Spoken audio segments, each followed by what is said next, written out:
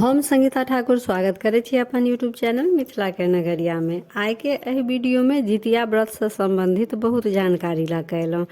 तो वीडियो शुरू करे से पहले अहाँ सबसे निवेदन अछि जे चैनल के सब्सक्राइब जरूर कर लेब आ बुझाए जे ई वीडियो किनको काम आबि सकैए त हुनका शेयर जरूर कर देबनि। जितिया व्रत ल क एहि बेर बहुत कन्फ्यूजन अछि। तिथि के हेरफेर भेला से समझ में नहीं आबि रहल अछि जे कोना क पूरा नियम निष्ठा से व्रत राखल जात। मैथिली पंचांग के अनुसार तो ई निष्कर्ष पर पहुंचल गेल जे व्रत 24 सितंबर मंगल दिन राखल जात आ 25 सितंबर बुध दिन साँझ खन पारण कैल जात। अब नहाय खाय ल क कन्फ्यूजन अछि। जितिया व्रत के नियम अनुसार नहाय खाय सप्तमी तिथि में करल जाइ अछि। अब सप्तमी तिथि 23 सितंबर सोम दिन साँझ के 5 बजे के बाद पड़े अछि।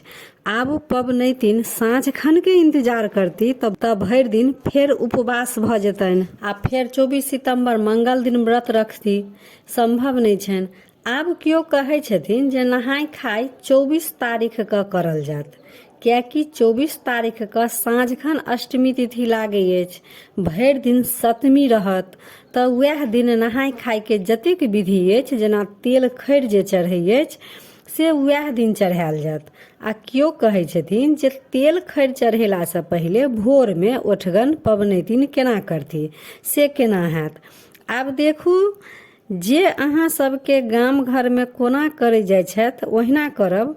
हम सब जे जगह छी ओतऽ त नहाय खाय सोम दिन करब, व्रत मंगल दिन राखब आ पारण बुध दिन साँझ खन करब।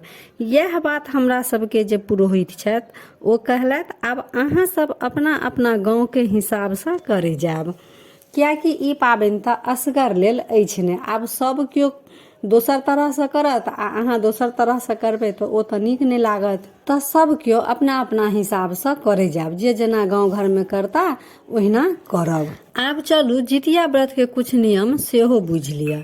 नहाय खाय के दिन सधवा स्त्री माछ मरुआ खा कर करती आ विधवा स्त्री अरबा अरबाइन खा कर करती।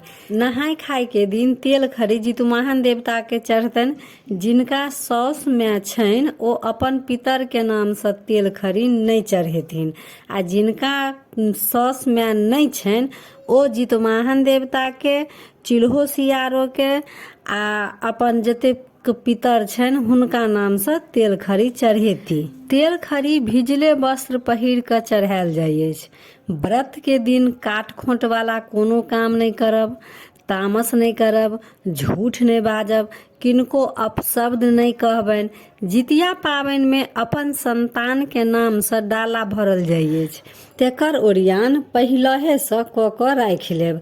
एहि बेर जितिया भारी त अछि परंतु बहुत नीक दिन में लागल अछि। जे कियो जितिया उठाबऽ चाहे छी त उठा लेब, एहन जितिया बेर बेर नहीं लागे अछि। तो एहि वीडियो में यह जानकारी रहा और जितिया से जुड़ल बहुत जानकारी कथा सब धीरे धीरे वीडियो के रूप में अहाँ सब तक हम पहुँचाब। तो चैनल के सब्सक्राइब जरूर कर लेब आ नोटिफिकेशन सेहो ऑन कर लेब। तो फिर हम उपस्थित होइ छी एकटा नया वीडियो के